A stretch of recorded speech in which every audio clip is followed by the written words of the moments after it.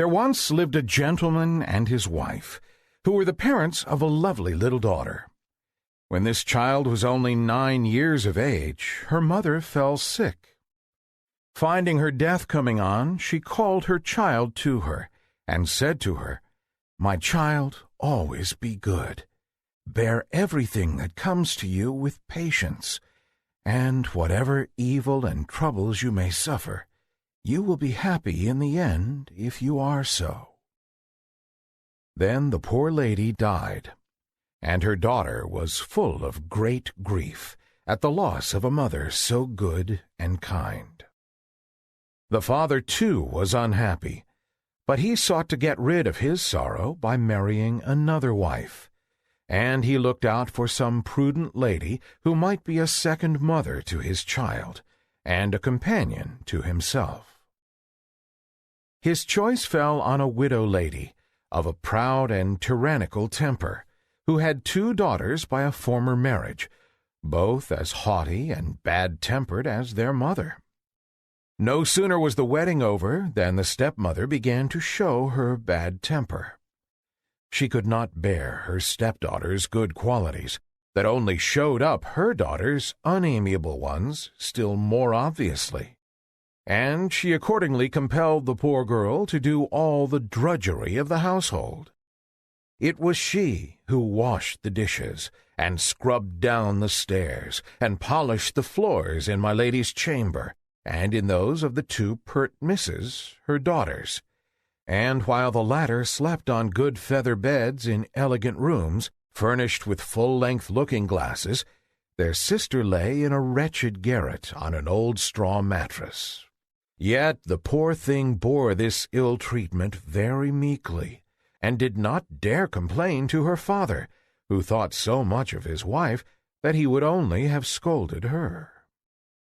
When her work was done, she used to sit in the chimney corner amongst the cinders, which had caused the nickname of Cinderella to be given her by the family.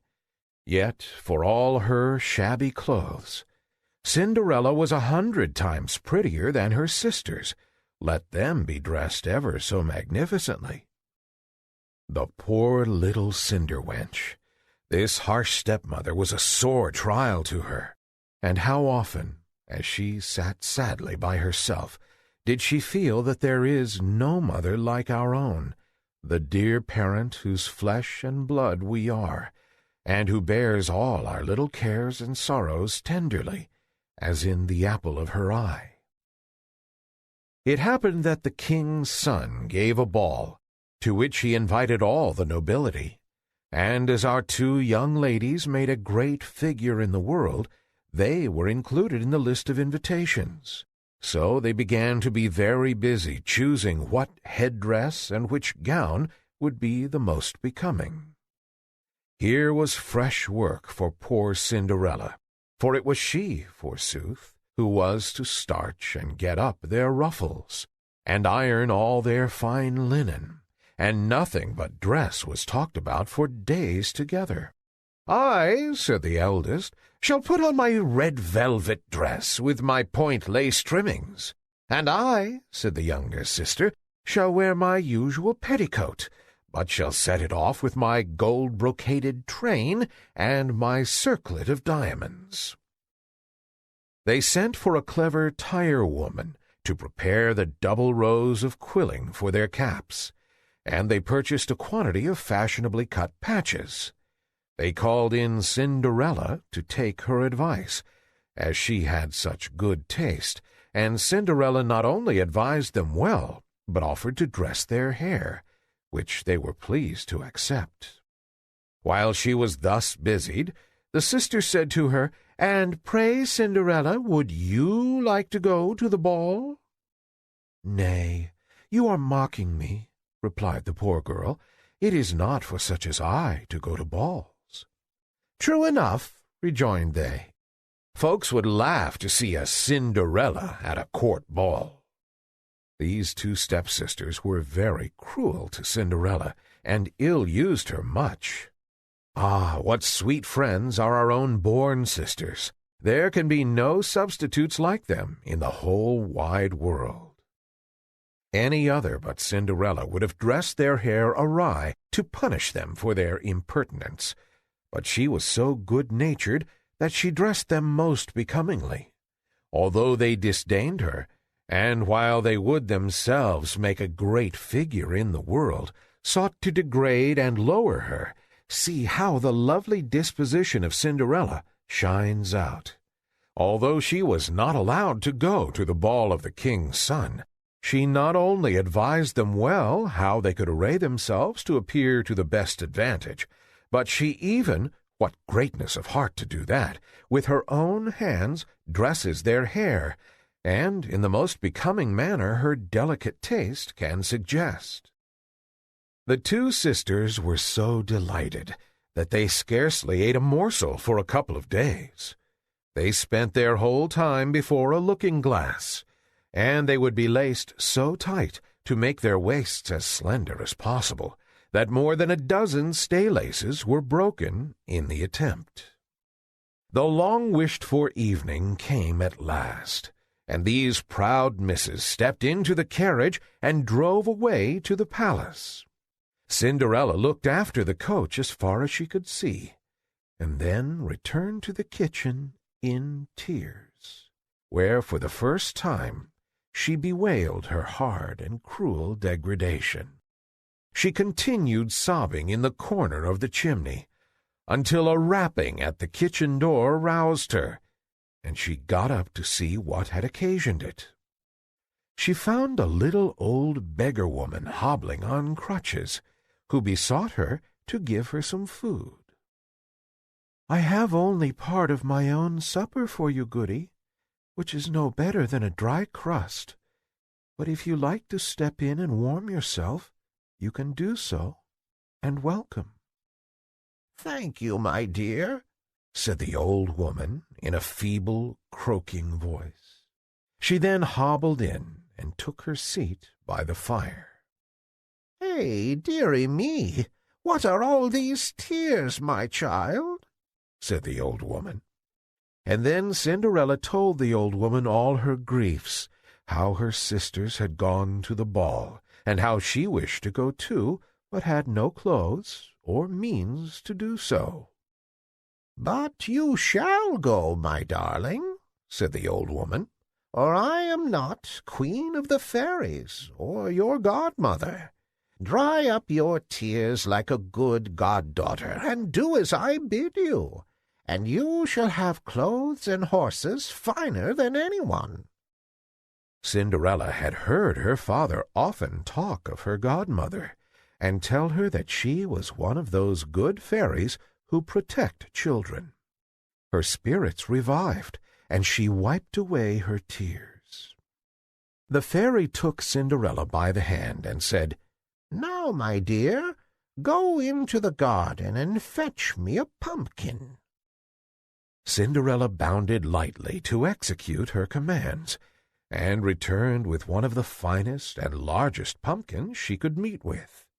It was as big as a beer barrel, and Cinderella trundled it into the kitchen, wondering what her godmother would do with it.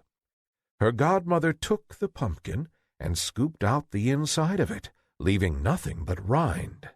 She then struck it with her wand, and it instantly became one of the most elegant gilt carriages ever seen. She next sent Cinderella into the pantry for the mouse-trap, bidding her bring 6 little mice alive, which she would find in the trap. Cinderella hastened to the pantry, and there found the mice as the fairy had said, which she brought to the old lady, who told her to lift up the door of the trap but a little way and very gently, so that only one of the mice might go out at a time.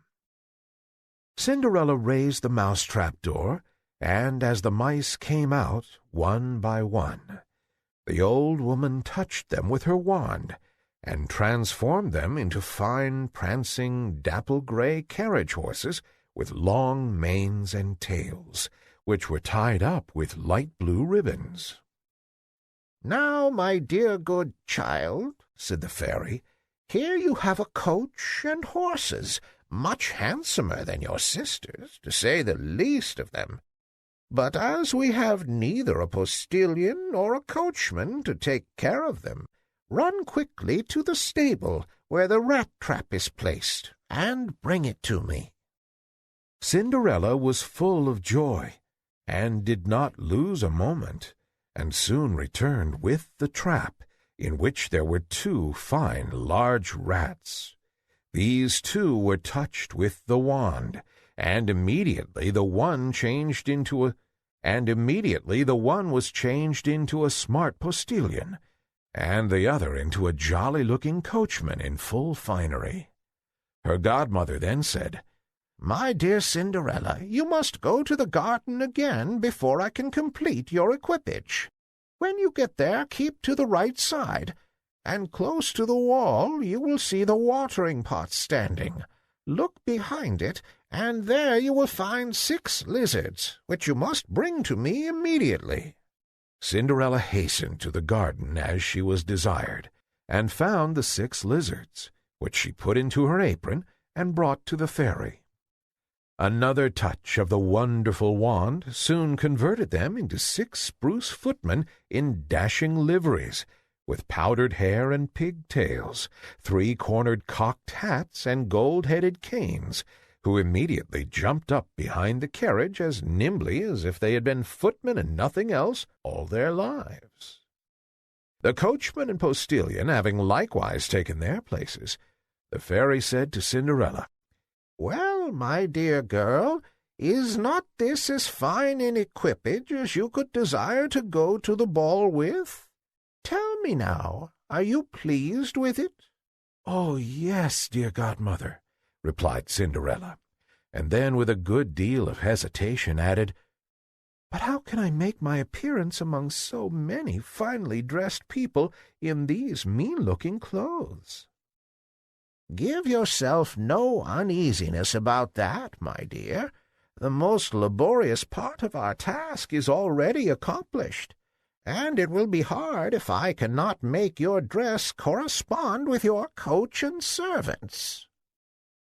On saying this, the old woman, assuming her character of Queen of the Fairies, touched Cinderella with the magic wand, and her clothes were instantly changed into a most magnificent ball dress, ornamented with the most costly jewels.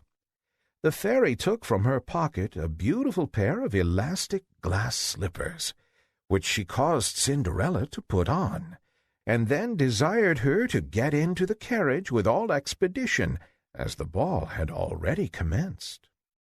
2 footmen opened the carriage door, and assisted the now beautifully dressed Cinderella into it. Her godmother, before she took leave, strictly charged her, on no account whatever, to stay at the ball after the clock had struck 12, and then added that if she stopped but a single moment beyond that time, her fine coach, horses, coachman, postilion, and footmen, and fine apparel, would all return to their original shapes of pumpkin, mice, rats, lizards, and mean-looking clothes. Cinderella promised faithfully to attend to everything that the fairy had mentioned, and then, quite overjoyed, gave the direction to the footman, who bawled out in a loud and commanding tone to the coachman, "To the royal palace!" The coachman touched his prancing horses lightly with his whip, and swiftly the carriage started off, and in a short time reached the palace. The arrival of so splendid an equipage as Cinderella's could not fail to attract general notice at the palace gates, and as it drove up to the marble portico, the servants in great numbers came out to see it. Information was quickly taken to the king's son that a beautiful young lady, evidently some princess, was in waiting. His Royal Highness hastened to the door, welcomed Cinderella, and handed her out of the carriage. He then led her gracefully into the ballroom, and introduced her to his father, the king. The moment she appeared, all conversation was hushed. The violins ceased playing, and the dancing stopped short, so great was the sensation produced by the stranger's beauty. A confused murmur of admiration fluttered through the crowd, and each was fain to exclaim, "How surpassingly lovely she is!" The ladies were all busy examining her headdress and her clothes, in order to get similar ones the very next day, if indeed they could meet with stuffs of such rich patterns, and find workwomen clever enough to make them up. What a lovely creature! So fair, so beautiful! What a handsome figure! How elegantly she is dressed! Even the prince's father, old as he was, could not behold her with indifference, but wiped his eyeglass, and used it very much, and said very often to the queen that he had never seen so sweet a being. The king's son handed Cinderella to one of the most distinguished seats on the dais at the top of the hall, and begged she would allow him to hand her some refreshments. Cinderella received them with great grace. When this was over, the prince requested to have the honor of dancing with her. Cinderella smiled consent, and the delighted prince immediately led her out to the head of the dance, just about to commence. The eyes of the whole company were fixed upon the beautiful pair. The trumpet sounded, and the music struck up, and the dance commenced. But if Cinderella's beauty, elegant figure, and the splendor of her dress had before drawn the attention of the whole room, the astonishment at her dancing was still greater. Gracefulness seemed to play in all her motions.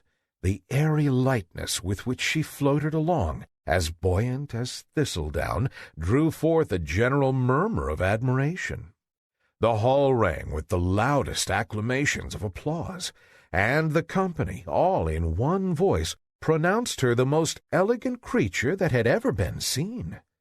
And this was the little girl who had passed a great part of her life in the kitchen, and had always been called a cinder wench. When the dance was ended, a magnificent feast was served up, consisting of all delicacies. So much was the young prince engaged with Cinderella that he did not eat one morsel of the supper.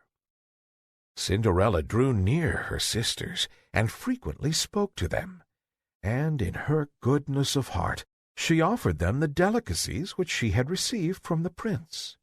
But they did not know she was their sister. When Cinderella heard the clock strike 11:15, she made a low courtesy to the whole assembly and retired in haste. You see how fortune befriends the good-hearted, and even out of such unpromising material as a pumpkin and mice can make a coach and six with which to honor her worthy favorite. So Cinderella goes to the ball. But to teach her to be diligent and faithful in her engagements, her fairy godmother enjoins upon her that she return home at 12. Native beauty and grace attract the princely heart, and while the king's son pays no heed to her pretentious sisters, he is all grace and condescension to little Cinderella.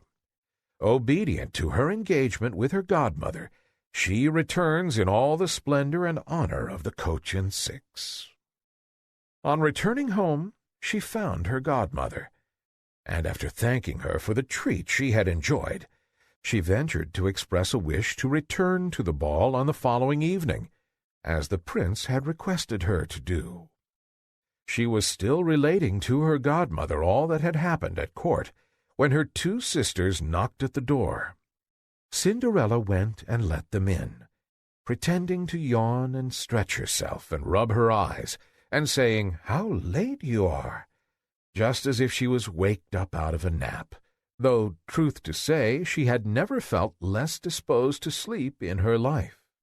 "If you had been to the ball," said one of the sisters, "you would not have thought it late. There came the most beautiful princess ever seen, who loaded us with polite attentions, and gave us oranges and citrons." Cinderella could scarcely contain her delight, and inquired the name of the princess.